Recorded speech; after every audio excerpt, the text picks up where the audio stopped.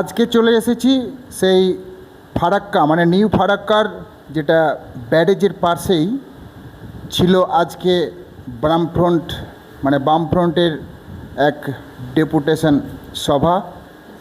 উক্ত সভাতে উপস্থিত কলকাতা থেকে আগত মোহাম্মদ সেলিম, যিনি ছিলেন প্রাক্তন সংসদ উত্তর দিনাজপুরের, সামনে আপনাদের ভাষণ রাখবে।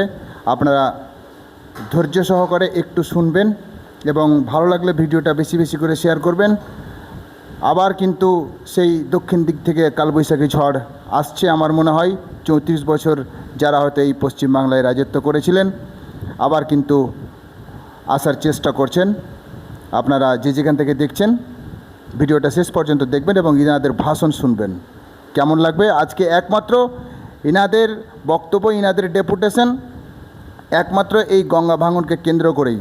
হয়তো আমরা এই মিটিংয়ে যেতাম কি না, শুনলাম যে নাকি একমাত্র ফারাক্কা থেকে শুরু করে আপনার ভূতনি বা ফারাক্কা থেকে শুরু করে যে শামশেরগঞ্জে যে ভাঙন পরিস্থিতি, এই দুটোকেই লক্ষ্য রেখে, দুই ডিস্ট্রিক্টকে লক্ষ্য রেখে আজকের ডেপুটেশন ফারাক্কা জিএমের কাছে।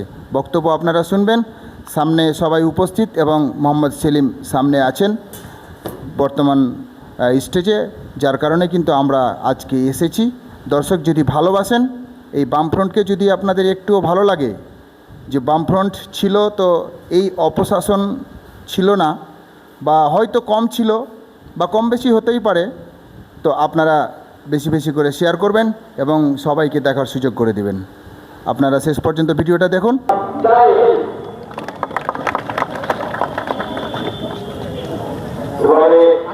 আপনাদের সামনে বক্তব্য রাখবেন আরএসপি দলের নেতা কমরেড নওশাদ মোহাম্মদ শফিউল্লাহ। উনি আরএসপি দলের মুর্শিদাবাদ জেলা সম্পাদক।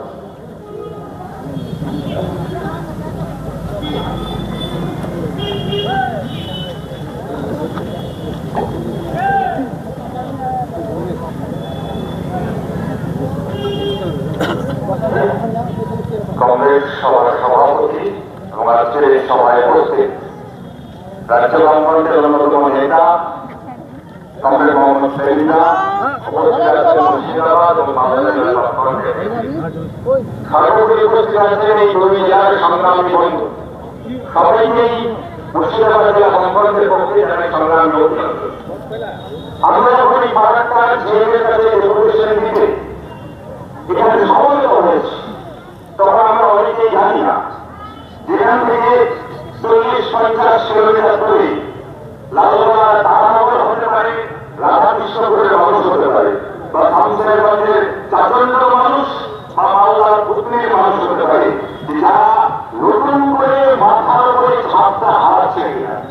তারা প্রতিদিন নিরাপত্তার ভাঙনের কাছে কড়াই খাওয়াতে প্রতিদিন নিজেদের ভিড়ে মাটি হারাচ্ছে, আর ভিড়ে মাটি হারিয়ে ওই লালগোলার তারানগরের ইসলাম শেখ থেকে রাজিয়া বিবি আশ্রয় নিচ্ছে ওই আশ্রয় শিবিরের প্রাথমিক বিদ্যালয়ে। কৃষ্ণপুরের মানুষ হতে পারে, লালগোলার মানুষ হতে পারে, রঘুনাথগঞ্জের মানুষ হতে পারে। তাদের ভোটে নির্বাচিত হয়েছে এই এলাকার যে বিধায়করা, যারা বিধানসভায় প্রতিনিধিত্ব করে, বছর খানেক আগে যারা লোকের প্রতিনিধিত্ব করছে, তাদের ভূমিকা কি? অসহায় মানুষকে অসহায়তার সুযোগ নিয়ে নিজেদের পকেট করছে। আমরা দেখছিলাম নতুন করে পশ্চিমবঙ্গের শেষ দপ্তরের টাকায় বালির বস্তা নিয়ে ওই বর্ষার মৌসুমে প্রান্তরে গঙ্গা পদ্মা পারগুলোতে দেওয়া হয়েছে। এটা আমাদের বুঝতে অসুবিধা হয় না, আসলে এই বালির প্রান্তে বর্ষার মৌসুমে এই ভাঙন কাটানোর নামে এই তৃণমূলের দুর্নীতি চোরেরা নিজেদের পকেট ভরছে, নিজেদের পেট ভরছে বালির বস্তা দিয়ে। আমরা বলতে চাই, অনেকে কথা বলতেই পারেন যে 34 বছর পশ্চিমবঙ্গে বামপন্থীরা সরকার ছিল। এই গঙ্গা পদ্মার ভাঙন তো হঠাৎ করে 2025 সালে হয়নি। তাহলে পশ্চিমবঙ্গে বামপন্থীরা কি করেছে এই ভাঙনের জন্য? আপনাদেরকে মনে করিয়ে দিতে চাই, ইতিহাসের পাতা থেকে স্মরণ করবার জন্য 7-এর দশক এই জেলার প্রভাব প্রতিমা এসপির নেতা বহরমপুর লোকসভার সাংসদ দিলীপ চৌধুরীর নেতৃত্বে কেন্দ্রের সেচ মন্ত্রী নদী বিশেষজ্ঞ ছিলেন এল রাওকে নিয়ে আসা হয়েছিল এই শামশেরগঞ্জে। সেই কনভেনশনের মধ্য দিয়ে এল রাওকে বলতে বাধ্য হয়েছিলেন যে নদী ভাঙন হচ্ছে জাতীয় বিপর্যয়,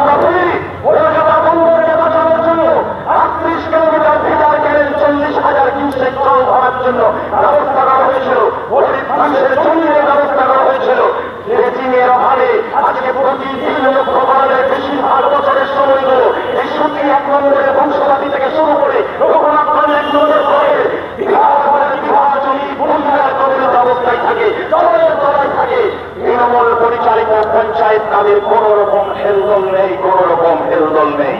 1996 সালের কথা, পশ্চিমবঙ্গে বামপন্থীদের সরকার, দিল্লির যুক্তফ্রন্টের সরকারের প্রধানমন্ত্রী শ্রী দেবগৌড়া, সেই দেবগৌড়াকে এখানে বামপন্থীদের নেতৃত্বে নিয়ে আসা হয়েছিল, 927 কোটি টাকা বরাদ্দ হয়েছিল, কিন্তু সরকারের স্থায়িত্ব না হওয়ার কারণে সেই কাজও করা যায়নি। পারে পারে কেন্দ্রীয় মন্ত্রণালয়ের বিরুদ্ধে বামপন্থীরা আওয়াজ তুলেছে, কিন্তু 34 বছর বামপন্থীদের সরকার, এই সেলিমদের নেতৃত্বের সরকার, সেই সরকার সীমাবদ্ধ ক্ষমতার মধ্যে দিয়ে এই আন্দোলন থেকে শুরু করে ফারাক্কা বোমা প্রস্তাব তৈরি করে গরিব মানুষের জন্য যারা ভাঙনমুক্ত এলাকায় নিজেদের ভিটে মাটি হারিয়েছে তাদের জন্য ফারাক্কা জমিকে নতুন করে বসত বাড়ি কলোনি তৈরি করা হয়েছিল। সেই কলোনি তৈরি করা, তাদের পুনর্বাসনের ব্যবস্থা তৈরি করা হয়েছিল। কিন্তু আজকে এক অদ্ভুত পরিস্থিতির মধ্য দিয়ে আমরা যাচ্ছি। সেই পরিস্থিতিকে যদি বর্ণনা করতে হয় তাহলে কবি ভাষায় বলতে হয়, বাস্তব অন্ধকারে স্বপ্ন দিল লোক, বেঁচে থাকবো সুখে থাকবো সে কি কঠিন খুব। এখন তো আজকে আমরা বেঁচে থাকবো কিনা, সুখে থাকবো কিনা, এক কঠিন প্রশ্নের সামনে এসে দাঁড়িয়েছে। দিল্লিতে নরেন্দ্র মোদী সরকার, আর এই কলকাতা নবান্নের মমতা বন্দ্যোপাধ্যায় সরকার, এই দুটো সরকারের শাসনের চাকা করে আমরা অদ্ভুত পরিস্থিতির মধ্য দিয়ে দাঁড়িয়ে আছি। কিন্তু আজকে এই সমাবেশ, আজকের এই অবস্থান থেকে আমাদের আওয়াজ তুলতে হবে। ছোটবেলায় বাংলা ব্যাকরণে পড়েছিলাম বালির মাটির গল্প, যে বালির